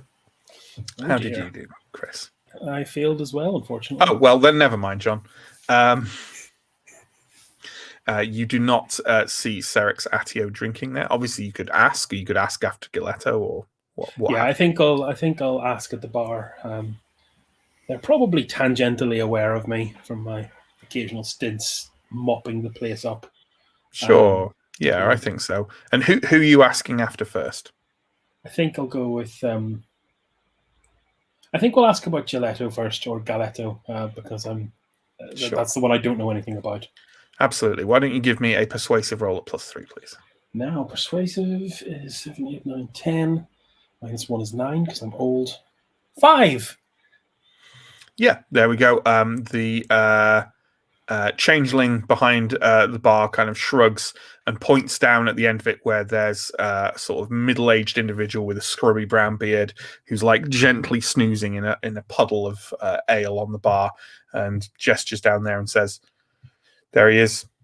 And if you're going to arrest him, can you persuade him to pay his tab first?" Oh, God. I'll try and wake him. Sure. You do indeed sort of like you shake him kind of a little bit, and he kind of starts murmuring in just a kind of way before he kind of blearily opens his eyes and goes, turn the lantern off. It's nearly the middle of the night. Oh, who are you? I'm with the town guard. You know, you made a witness report a few months ago about an altercation in here between two priests. I'm assuming by a few months you mean 8 days. 8 days ago, yes. Apologies. He kind of blinks and goes, "Oh, yeah. What about it?" Yeah, it looks like that might be a little bit more than meets the eye, and we're wondering if we could maybe convince you to give us some more details on the matter. Can you give me a persuasive roll, please? Just flat. Oh, Anton, where are you? I want to meet you. Directly behind you, I think. He kind of blearily rubs his eyes and just turns and goes, "Fuck off, Lawman, I'm sleeping." I'll step aside in a kind of bad cop's finished. Now try good cop. Yeah. Okay. Well, I'll obviously get him a drink. Oh, thank you, Father. All right. Are you with that? Yeah. You could say that. He's your friend could have just offered to buy me a drink. He's had a long day.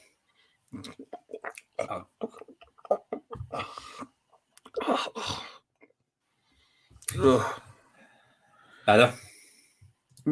What do you want to know?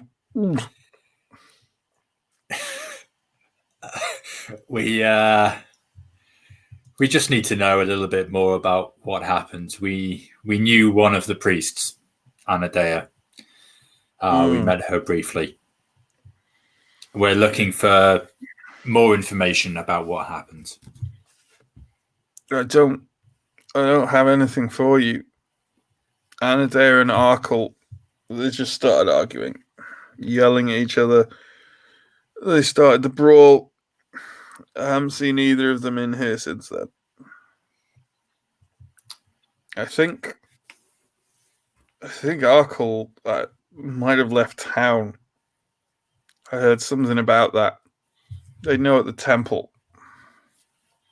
Oh, don't you know? He's kind of gesturing vaguely at your robe.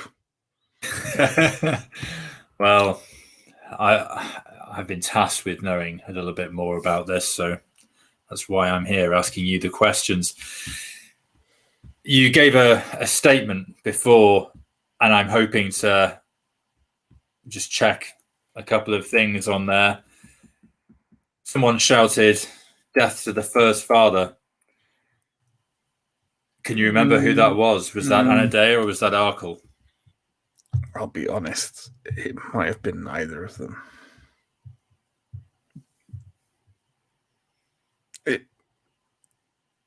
It's this kind of thing a priest might say if they were angry. Very angry, perhaps. It could have been someone else. I was quite drunk. Do you know of anyone else who was around that evening? It's hundreds of people. No one in particular. Oh. No one in particular.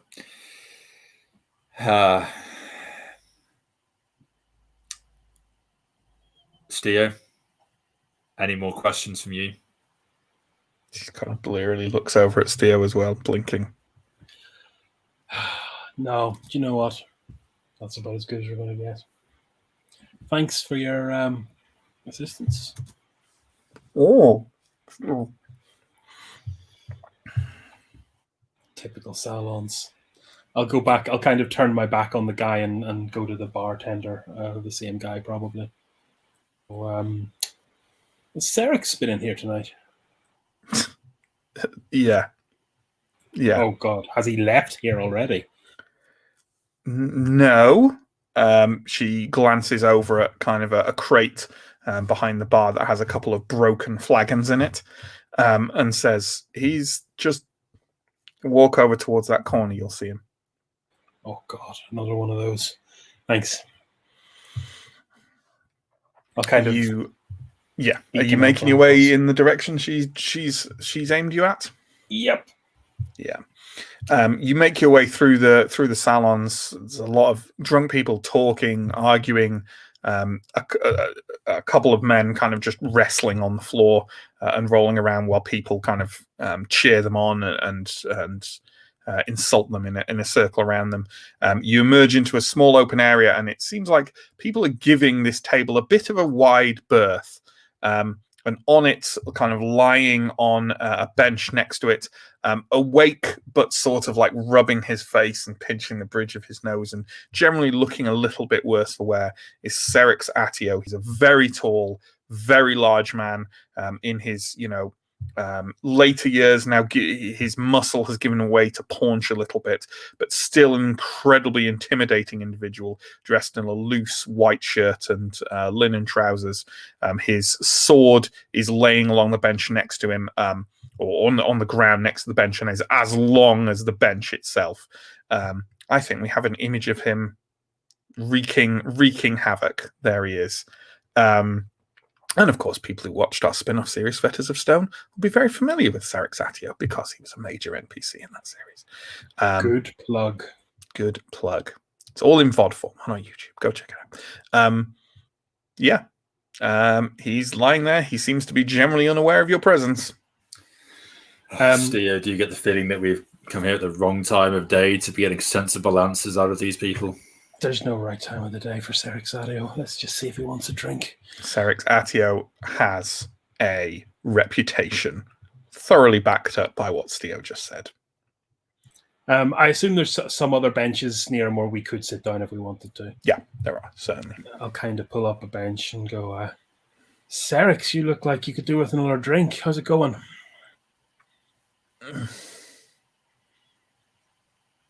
Do I...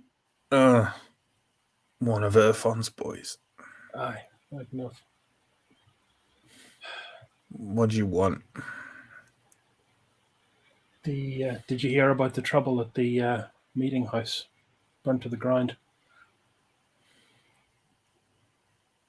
Sarvola. Sarvola's okay. What about it?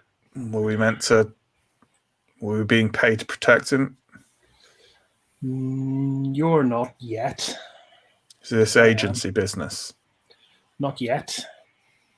But we don't need that right now. But I think we're still in the detective work stage, the bit we both don't like.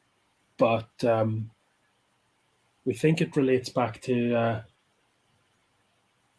oh my God, your man Cargol Salamos.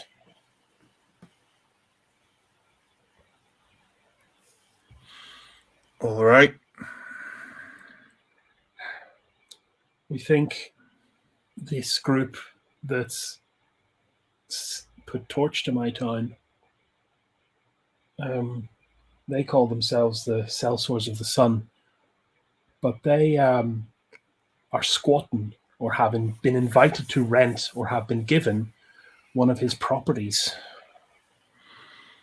And this isn't agency business yet. Not yet. All right. Let's find somewhere quieter, and you can tell me what you know. Because talking to me about it here in the salons, you couldn't have waited till morning, could you? He kind of hoists himself back up to sitting, and even sitting, I mean, Steo's not a small man. You are slightly dwarfed by Serix Atio. Can I get you a bottle to take the edge off it? All right. I'll go and grab a bottle of some mid-range, maybe. Can I get a reasonable bottle for like a couple of shillings, 5 shillings? Yeah, sure. Yeah. I'll bring the bottle back to him and go, where do you fancy then? Follow me. He stands up, kind of smashes the rim of the bottle just open on the table as he does so, and just holds it over his mouth, and just chugs the entire whatever it was, whether it's ale or spirits or whatever, down, tosses it over his shoulder, picks up his sword, and kind of slowly plods his way out of the bar room, down the stairs, out into Toad Square, and just sort of gestures with a grunt over towards kind of Halaban's Ring, as that's notoriously dangerous and dodgy road that rings Toad Square as you actually kind of run your way out. I would like a little a chat and an opportunity to have a talk with him on the way over, and I'll ask him. Sure. I heard you got the Varagoldru lads a job eventually. He kind of turns around and sort of looks at you in a measured fashion and says, "Varagoldru lad." That's a sorry tale, isn't it? Didn't go too well. Did he come back, or has he gone to the forest? Don't know. Haven't seen him in days. Here. He's kind of gesturing to part of Halaban's Ring and sort of leading you off into, it seems like a little quiet, not an alleyway precisely, but like a little, what we'd call here in York a snickle way, like linking to like roads with like a sort of arch over the top of them, and just kind of leads you through into there. And then, Steo, could you please, I want 2 rolls actually. Anton, I would like you to give me let me just look something up 1 second. Sorry, folks. I'm just looking something up. I hate this. I hate it so much. I don't know why. Surely if I'm just looking something up, it couldn't be anything bad. It's probably the death table. Roll 1d6 and choose your death. Yeah, it says it's a D2, and it's a Mork board crossover. Everyone, buckle up. Yeah, that's what we're doing now. Oh, there we go. Lovely. Okay, there we go. All right. Yeah. Anton, can you give me a defense roll at -8, please? And Steo, can you give me a strength roll at -8? 6. I've got to roll a 1. That's the 16 is nowhere near enough. Mm-hmm. I rolled 1 plus 14, so no. So no. You step into this snickleway alongside the hulking Serix Atio, and there is a blur, Anton, and you vaguely have time to realize as you are crashing to the ground of this snickleway that it is Serix Atio who has spun round, planted the pommel of his sword firmly into the center of your face. You feel like of your nose kind of cracking open, and you have just dropped to the ground and are kind of just reeling there, probably still feeling the wound and the pain from the fight by the sinkhole. Steo, you hear like a grunt behind you, spin round, and you are hefted off your feet. Are you in your plate armor? I am indeed. Yeah, that's fine. You are hefted off your feet and just pinned, feet dangling up against the wall of this snickleway, with Serix Atio's forearm just choking you against the wall of it. He leans in close to you and says, "I want you to think very carefully about what you say. Exactly how is my friend Cargoy's business anything to do with the agency?" Well, no, I think we'll leave it there for the session, actually, because that seems like quite a good cliffhanger to leave it on. Let's bring the others back on. And obviously, if you've got any comments or questions, pop them in the chat and do let us know them so we can respond to them as we dwell on the group. And I don't want to, because I know if I say anything critical or perceived as critical, then people will rally to their team's defense, and I really do appreciate that. But I love that the reaction of the group of, we have a possible suspect, let's go to a known friend of his and tell him about it. I really, really love that decision making. It's what makes my life exciting. So let's dwell on that. Thanks so much for watching and playing and stream managing, folks. Promo stuff, we've got a bunch of links below: YouTube, Twitch. You're watching on one, check out the other. We've got links to our social media, to our Discord, to our Patreon. If any of those things might interest you, please do check them out. We run 3 weekly shows here on Twitch. Mondays is Call of Cthulhu, Tuesdays is Blades in the Dark, and Wednesday is Symbaroum. We also have monthly one-shots with a variety of systems. A bunch of VODs for those are over on our YouTube. And the next one of those is going to be Wander Home, a week on Saturday on the 2nd of October. Playing and guiding will be Chris, and I'm going to be in that as well as Holly and Sky. So yeah, turn up for that. It's going to be a good time. Yeah, have we got comments and/or questions, John? Oof, my first cliffhanger, and I'm actually hanging. Yeah, your first actual hanging cliffhanger. One from Sam there. We are a party of enablers. Yeah, pretty much. Look, it's a trope. That's how you get people to talk. We didn't start it. It's not good there. I'm pretty sure if you don't buy Serek Satio a drink, the end result of the evening has nothing to do with alcohol, but just the transfer of funds. Steve, so why does Steo hate the sounds of Symbaroum? Did we ever uncover that backstory? I don't think we've had all the details yet.